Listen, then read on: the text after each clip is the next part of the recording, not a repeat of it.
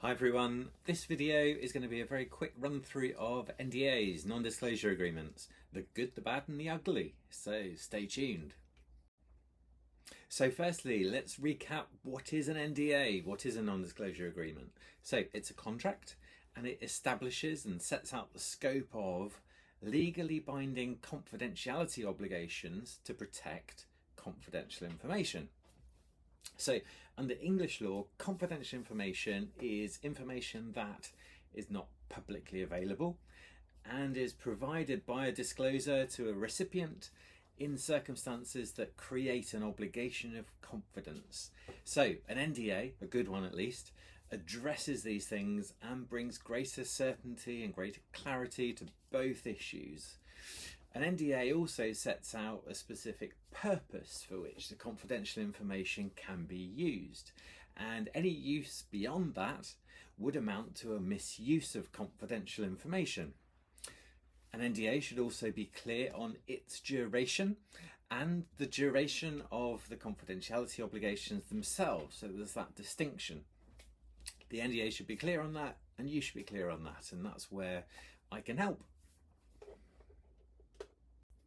So the good, the bad and the ugly. So some NDAs are brilliant, some are okay, some are not so good, and some are terrible. So what's the difference? So a good NDA has a very specific purpose as to what confidential information can be used for. That's absolutely key because it will form the basis then in the future if a disclosing party wants to bring an action for misuse of confidential information, then it needs to be able to point to an NDA that's clear on what it gave permission for confidential information to be used for. And also in a good NDA, the definition of confidential information should include relevant specifics. So it's clear to both parties what types of information, what types of document, what types of materials should be treated as confidential. And then the scope and duration of the confidentiality obligations should also be clear and specific and appropriate and proportionate to the risks and the circumstances. So if particularly technical information is going to be provided that's very sensitive, then security provisions should probably be included in the NDA, and that would be reasonable. And also, where appropriate, a good NDA addresses feedback, rights in feedback, rights to use feedback that's provided to you by the other party, rights to be able to implement it and distribute it. And it's, not to be treated as the confidential information of the party that provided it. A prohibition on reverse engineering could be important in the circumstances. Also, a prohibition on a recipient filing its own patents relating to information that's provided to it by a disclosing party. And then a right to terminate on challenge of IP rights. If the other party challenges the IP rights of the disclosing party, then that can legitimately give rise to a right to terminate, but obviously it needs to be included in the NDA. And then rights in relation to residuals. In some circumstances that could be important, it might not be in other circumstances, but that's something that it's worth considering if there is an exchange of technical information in particular.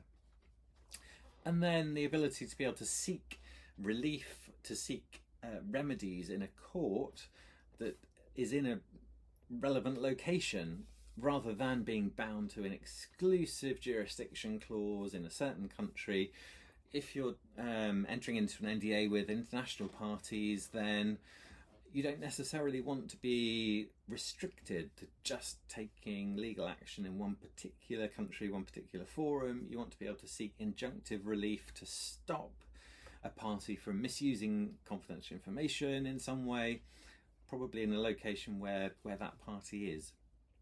And then if there's a public sector body or organisation that's one of the parties to the NDA should address freedom of information and any other legislative requirements that might apply to a public sector body, so that the parties are clear on what happens if that circumstance arises. Now, contrast all of that with a bad NDA. So a bad NDA is one that has a vague purpose, a generic definition of confidential information, standard language in relation to scope and duration of confidentiality obligations, and that might not give sufficient protection in particular circumstances, and then the rest of the NDA is probably fairly bland and generic. So in other words, it's not tailored to the particular circumstances of the businesses involved or organisations and what is being disclosed and received, and that is really important. And finally, what is an ugly NDA? So there are plenty of NDAs around that have huge gaps in them or don't address certain issues. So for example, they might not have a purpose that's even specified, they might not even have a definition of confidential information, might not contain any specific detail on restrictions, could have a very short confidentiality obligation, so just an obligation to keep information confidential for 60 days or something that's very short. That may or may not be appropriate in the particular circumstances. It probably won't be. So NDAs could have substantial gaps. NDAs could be one way. So parties might sign an NDA thinking, oh great, we signed an NDA so we can disclose anything we want to, we can discuss anything to the other party.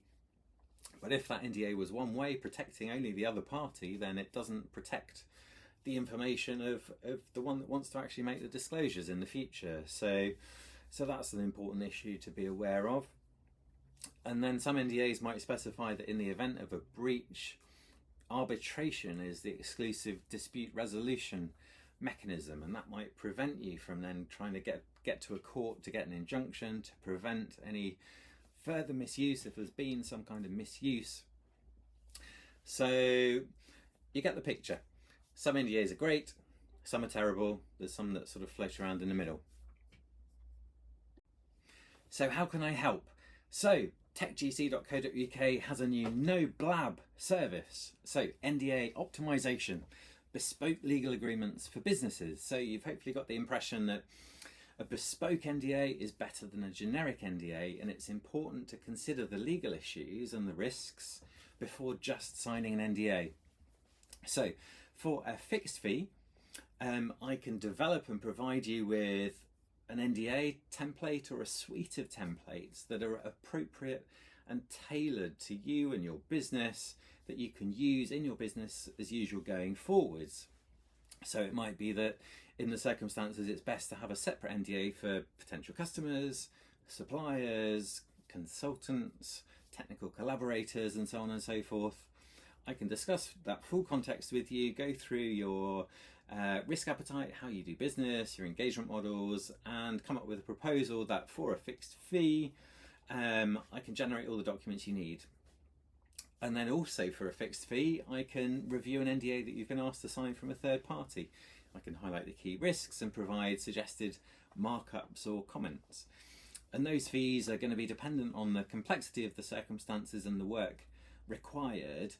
It often might well be the case I can do something in an hour or 2 hours or 3 hours. I wouldn't expect any of this to have a four-figure fee, for example. The fee will be in the hundreds of pounds for this kind of thing. So I can help in a very flexible and cost-efficient way, and always discuss with you the proposal for your consideration in advance of proceeding with any work. So do give me a call if that service would be of use. So here's my email address, chris@techgc.co.uk. If you'd like to have a chat about the no blab service that I can provide, then drop me a line, or if there's anything else I can help with, any other kinds of contracts, just get in touch. Thanks a lot.